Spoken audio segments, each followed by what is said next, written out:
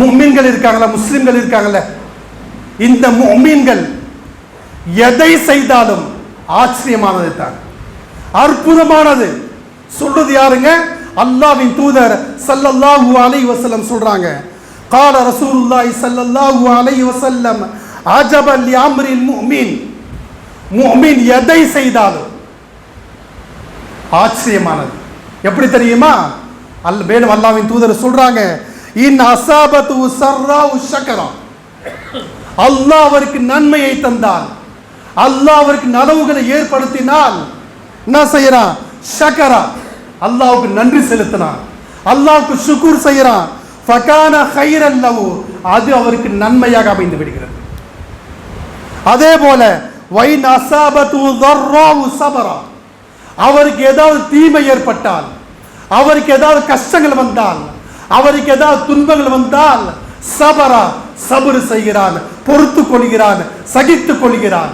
ஃபகான கைரன் லஹு, அதுவும் அவருக்கு கைராக நன்மையாக அமைந்து விடுகிறது. எனவே அன்பானவர்களே, உண்மையான முஸ்லிம், உண்மையான முஃமினுடைய பண்பு என்ன தெரியுமா? நல்லது கிடைத்தால் அல்லாஹ்வுக்கு நன்றி செலுத்துவான், தீமை ஏற்பட்டால் அதில் சபர் செய்வான், அதில் இஸ்திகாமத்தாக இருப்பான். அதுவும் அவருக்கு ஃபகான கைரன் லஹு, அதுவும் அவர் நன்மையாக மாறும்.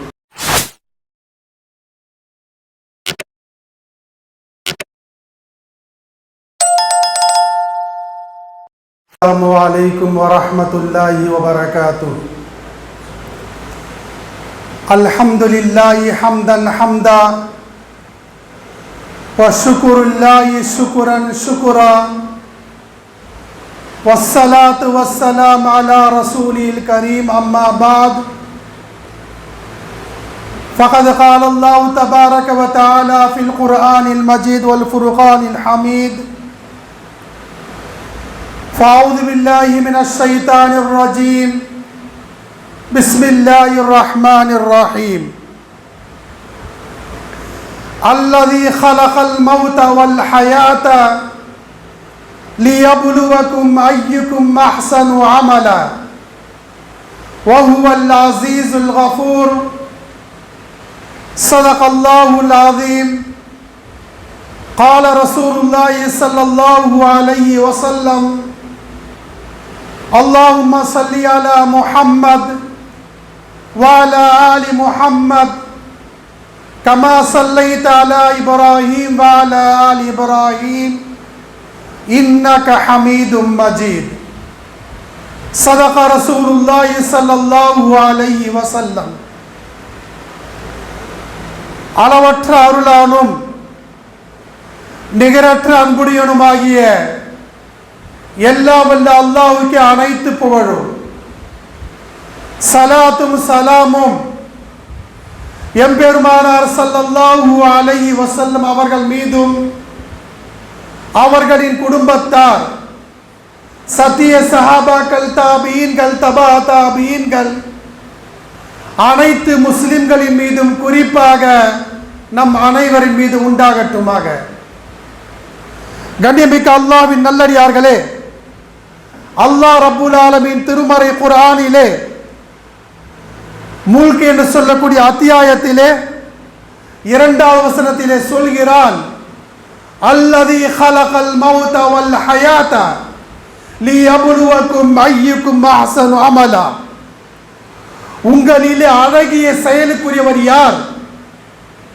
உங்களிலே அழகிய செயலுக்குரியவர் யார் என்பதை சோதிப்பதற்காகத்தான் அல்லாஹ் சுப்ஹானஹு வ தஆலா ஹயாத்தையும் மௌத்தையும் படைத்திருக்கிறார். அல்லாஹ் சுப்ஹானஹு வ தஆலா மரணத்தையும் வாழ்வையும் நம்மை சோதிப்பதற்காகத்தான் படைத்திருக்கிறார். என்னுடைய அடியார் நல்ல அமல்கள் செய்கிறாரா, கெட்ட அமல்கள் செய்கிறாரா? நல்ல அமல்கள் செய்தால் பரிசு பெறுகிறார், கெட்ட அமல் செய்தால் அல்லாஹ்வுடைய தண்டனை அவருக்கு கிடைக்கும் என்பதை எச்சரிப்பதற்காகத்தான் இந்த சோதனையை அல்லாஹ் சுப்ஹானஹு வ தஆலா ஒவ்வொரு மனிதருக்கு வைத்திருக்கிறார். அன்பானவர்களை பாருங்க, எந்த அளவுக்கு என்றால் நாம் செய்யக்கூடிய அமல்கள், நாம் அமல்களை செய்கிறோம், இந்த அமலிலே இறையச்சம் இருக்கிறதா, நாம் செய்யக்கூடிய அமல்களிலே இறையச்சம் இருக்கிறதா, அதிலே ஆன்மா இருக்கிறதா, அதிலே உயிரோட்டம் இருக்கிறதா என்பதை பார்த்து அமல் செய்ய வேண்டும் சகோதரர்களே.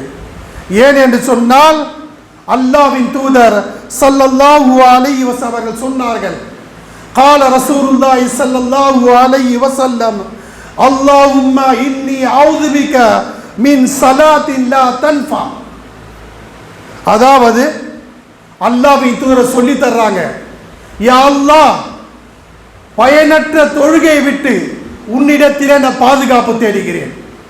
பாருங்க, பயனற்ற தொழுகையை விட்டு உன்னிடத்திலே நான் பாதுகாப்பு தேடுகிறேன் என்று அல்லாஹ்வின் தூதர் ஸல்லல்லாஹு அலைஹி வஸல்லம் அவர்கள் துஆ செய்வார்கள். இந்த துஆவை நமக்கு கற்றுத் தந்தார்கள். காரணம் என்ன தெரியுமா?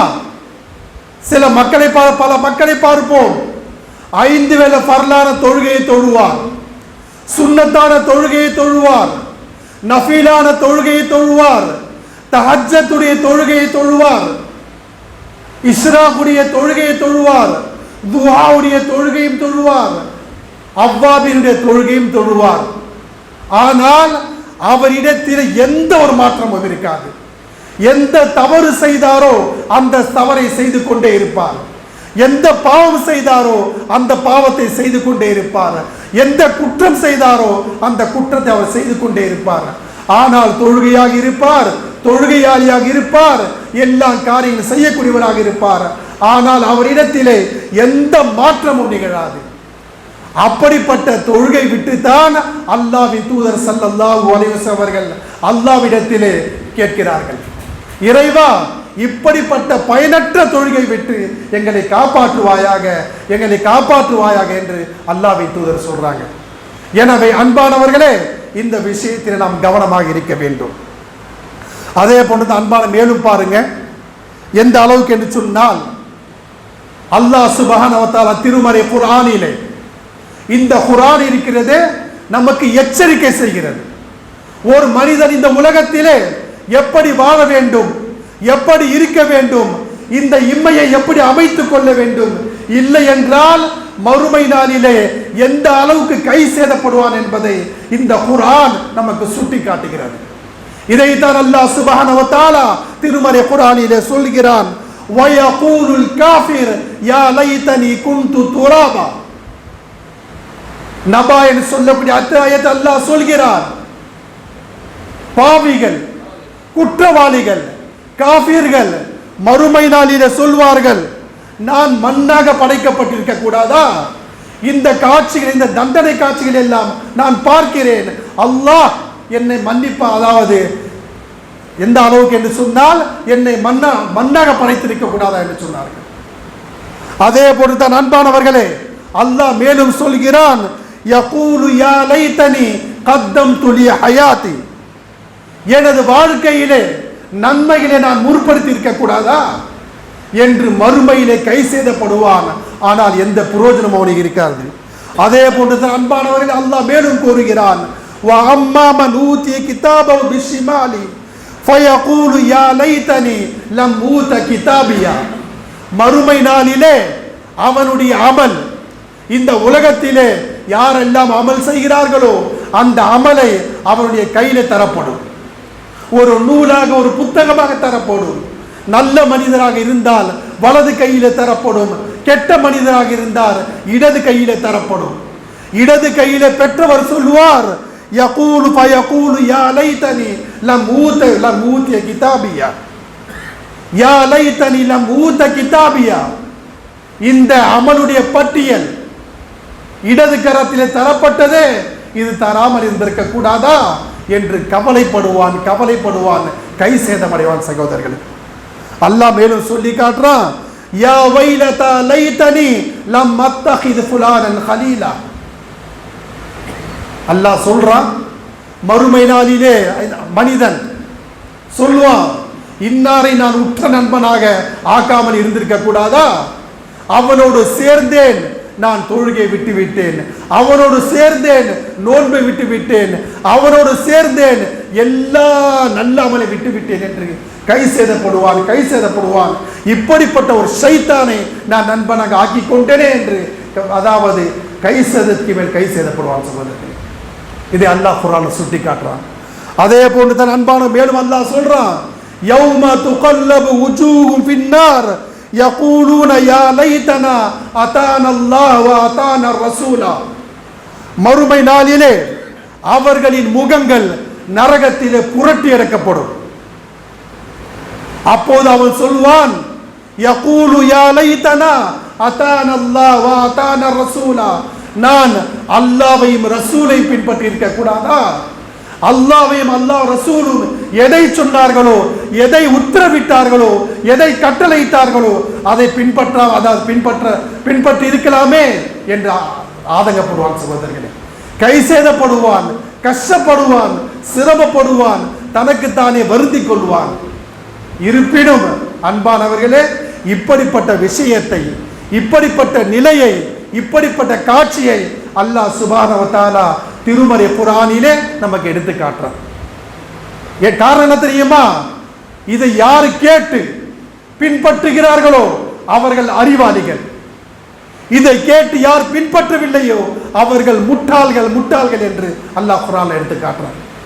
எனவே அன்பானவர்களே, இந்த விஷயத்தில் கவனம் செய்து, அதாவது எந்த அளவுக்கு என்றால் தன்னை தானே திருத்திக் கொள்ள, தன்னை தானே அமல் செய்து அல்லாஹ்வுடைய பொருத்தம் பெறுவதற்காக நாம் முயற்சிக்க வேண்டும். அன்பானவர்களை மேலும் பாருங்க, அல்லாஹ்வின் தூதர் ஸல்லல்லாஹு அலைஹி வஸல்லம் சொல்றாங்க, قال رسول الله صلى الله عليه وسلم اجعلوا في بيوتكم من صلاتكم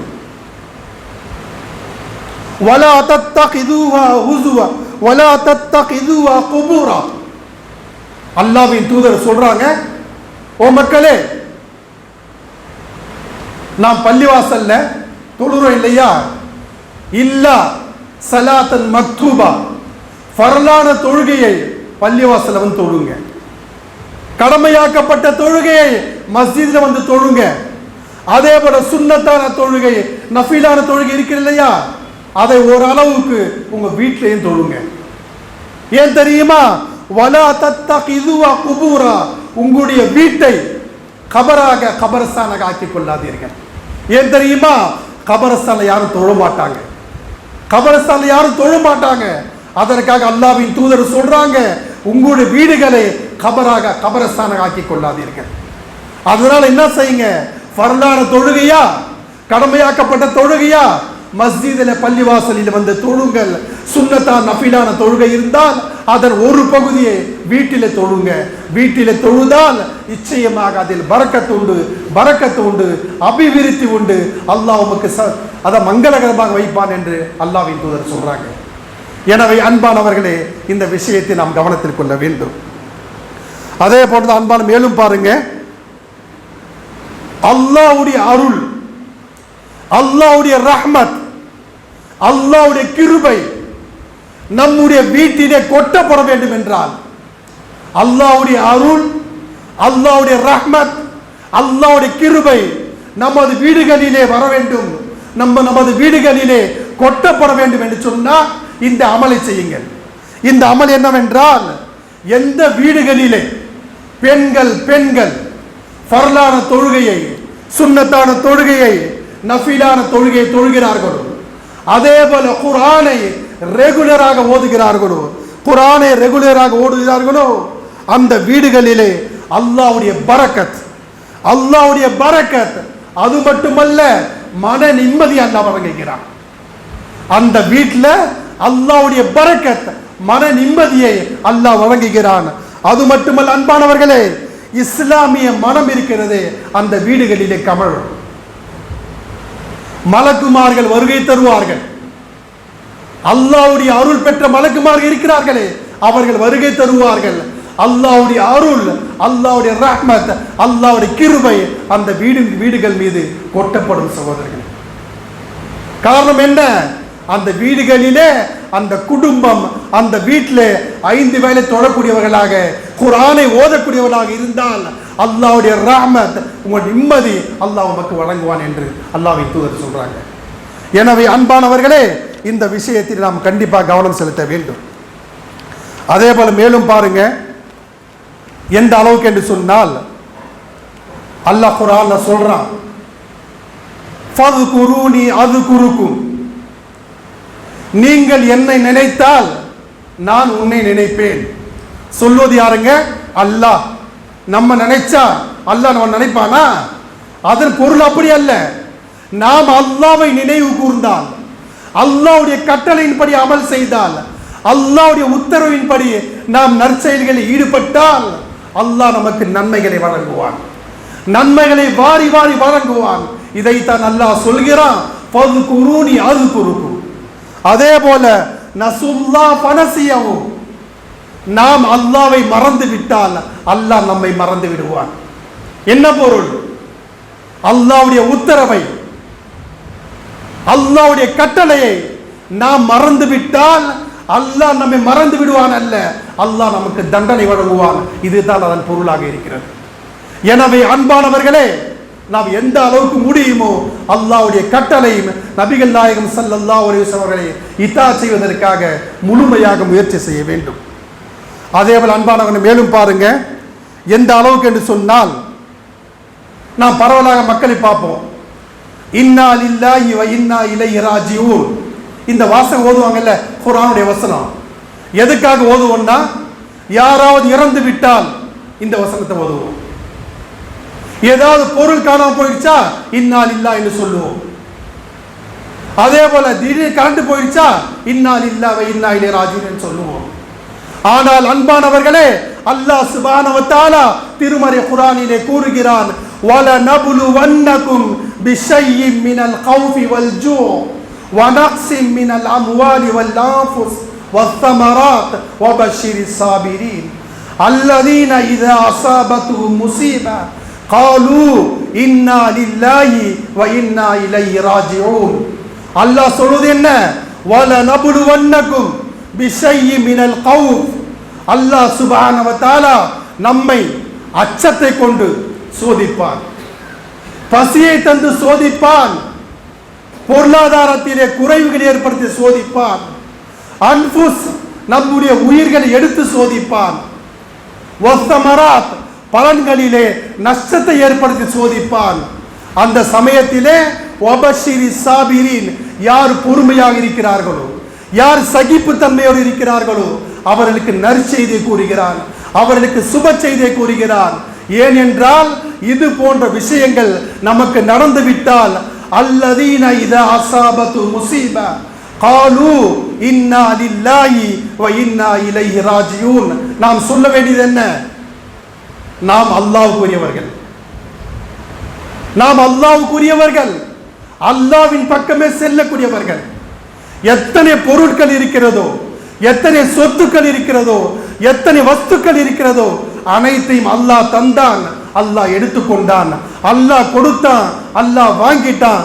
இது போன்ற விஷயத்தை உன்னுடைய உள்ளத்திலே சபர் செய்து, சபரிலே இஸ்திகாமத்தாக இருந்து இந்த விஷயத்தை சொன்னால் அல்லாஹ் சுப்ஹானஹு வ தஆலா சொல்கிறான், அவருக்கு நற்செய்தி, அவருக்கு சுப செய்தி உண்டு. அல்லாஹ் அதற்காக வேண்டிய மிகப்பெரிய பரிசுகளை நமக்கு தருவார். எனவே அன்பானவர்களே, இன்னா லில்லாஹி வ இன்னா இலைஹி ராஜிஊன் இந்த வாசகம் இருக்கிறது. எந்த விடயமாக இருந்தாலும் சரி, எந்த கஷ்டமாக இருந்தாலும் சரி, எந்த வேதனையாக இருந்தாலும் சரி, எந்த துன்பங்களாக இருந்தாலும் சரி, நாம் இந்த விஷயத்தை சொல்ல வேண்டும். சொன்னால் நிச்சயமாக அல்லாஹ்வுடைய சுப செய்தி நமக்கு கிடைக்கும். எனவே அன்பானவர்களே, இந்த விஷயத்தை கண்டிப்பாக நாம் கவனத்தில் கொள்ள வேண்டும். அன்பானவர்களே, மேலும் பாருங்க, எந்த அளவுக்கு என்று சொன்னால், அன்பானவர்களே, நம்மில பல பேர் இருப்பாங்க, என்ன சொல்லுவாங்க தெரியுமா? நான் 5 வேளை தொழுகிறேன், ரமலானுடைய மாதத்திலே நோன்பு நோக்கிறேன், வசதி இருக்கிறது, நான் ஹஜ்ஜி செய்கிறேன், உம்ரா செய்கிறேன், நல்ல காரியம் ஈடுபடுகிறேன், அப்படி இருந்தும் அல்லாஹ் என்ன சோதிக்கிறான். சொல்றாங்களா இல்லையா? அல்லாஹ் என்ன சோதிக்கிறான். எல்லா வேலையும் செய்கிறேன், எல்லா நல்ல அமலில் ஈடுபடுகிறேன், அப்படி இருந்தும் கூட அல்லாஹ் சுப்ஹானஹு வ தஆலா என்னை சோதிக்கிறான் என்று புலம்புவார்கள். அல்லாஹ் குர்ஆன்ல சொல்றான், என்ன தெரியுமா? வனபுலூக்கும் பிஷ்ஷர்ரி வல் கைரி ஃபித்னா. அல்லாஹ் உங்களை சோதிப்பான், நல்லவராக இருந்தாலும் சரி சோதிப்பான், கெட்டவராக இருந்தாலும் சரி சோதிப்பான். எப்படி சொன்னா, வனபுலூகும் பில் கைர் வனபுலூகும் பிஷ்ஷர்ரி வல் கைரி ஃபித்னா. அல்லாஹ் ஷர்ரை தந்து தீமையை தந்து நம்மை சோதிப்பான். அடியார் பொறுமையா இருக்கிறாரா இல்லையா? அதே போல ஒரு மனிதனை கைரை தந்து நன்மை தந்து சோதிப்பான். இந்த மனிதர் பொறுமையாக இருக்கிறாரா, சகிப்பு தன்மை இருக்கிறதா, இது இந்த சோதனை ஏற்றுக்கொள்கிறாரா என்று அல்லாஹ் பார்ப்பான். இந்த சோதனையை நாம் கடந்து விட்டால், இந்த சோதனையிலே நாம் சபராக இஸ்திகாமத்தாக இருந்தால் அல்லாஹ் நம்மை கபூல் செய்கிறான், அல்லாஹ் நம்மை ஏற்றுக்கொள்கிறான், அல்லாஹ் நம்மை அங்கீகரிக்கிறான். இல்லை என்றால் அல்லாஹ் நம்மை புறக்கணித்து விடுகிறான். எனவே தான் எந்த சோதனை வந்தாலும் சரி, சில மக்களை பல மக்களை பார்ப்போம், வீட்டில் ஏதாவது கஷ்டம் வந்துட்டா ஆஹா அல்லாஹ் என்ன சோதிக்கிறான், வீட்டில் யாரோ இறந்துட்டா அல்லாஹ் என்ன சோதிக்கிறான், என்ன வியாபாரம் சரியா இல்லையா அல்லாஹ் என்ன சோதிக்கிறான். அப்படி நினைக்காதீங்க. அந்த சோதனை இருந்தாலும் அதில் அல்லாஹ்வுடைய ஒரு விஷயம் இருக்கிறது. சபர் செய்யுங்க, அல்லாஹ்விடத்தை துஆ செய்யுங்க, அல்லாஹ்வை பிரார்த்தனை செய்யுங்க. இன்ஷா அல்லாஹ் அந்த சோதனை இருக்கிறது, அந்த சோதனை மிகப்பெரிய வெற்றியாக மாறும். எனவே அன்பானவர்களே, இந்த விடயத்தை கவனத்தில் கொள்ளுங்கள்.